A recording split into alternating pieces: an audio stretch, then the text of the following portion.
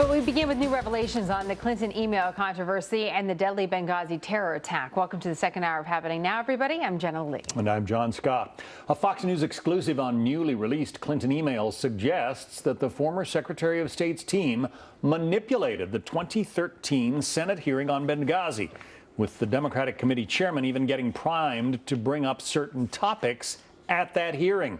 Chief Intelligence Correspondent Catherine Herridge live in Washington with that. Catherine.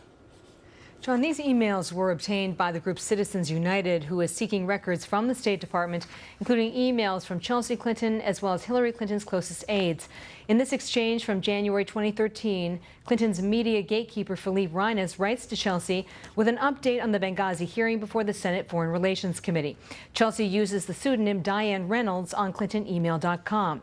And it reads in part, "We wired it that Menendez would provide an opportunity to address two topics we needed to debunk, her actions, whereabouts on 9/11, and these email from Chris Stevens about moving locations."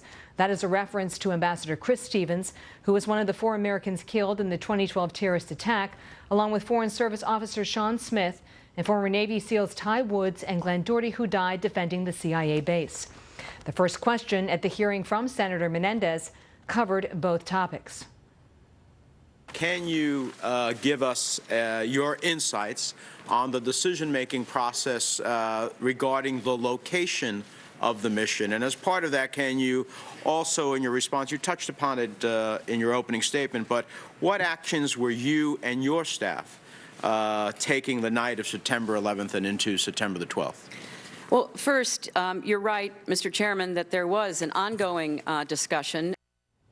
Citizens United released the statement that reads in part, "This email chain provides a rare behind-the-scenes look at which Benghazi-related issues the Clinton camp had concerns about going into Secretary Clinton's January 2013 testimony on Capitol Hill and what they had apparently plotted out beforehand with a Democrat committee member."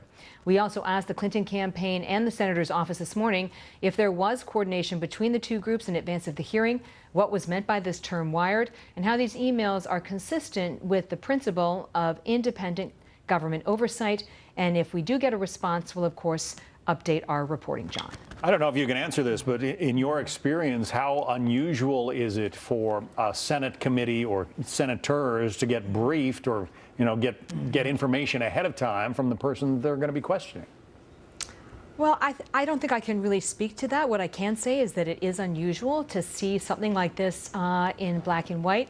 And what was also striking is that the two topics the Clinton campaign wanted raised so that they could debunk them at the hearing were the first two topics that were raised right out of the gate by the senator. And it's not clear to me at this time also whether he was under investigation by the FBI. Remember, criminal charges were brought against the senator as part of a corruption allegation by the FBI, and one has to wonder whether he was somewhat compromised in this situation. I don't know the answer to that, but the timing is certainly interesting.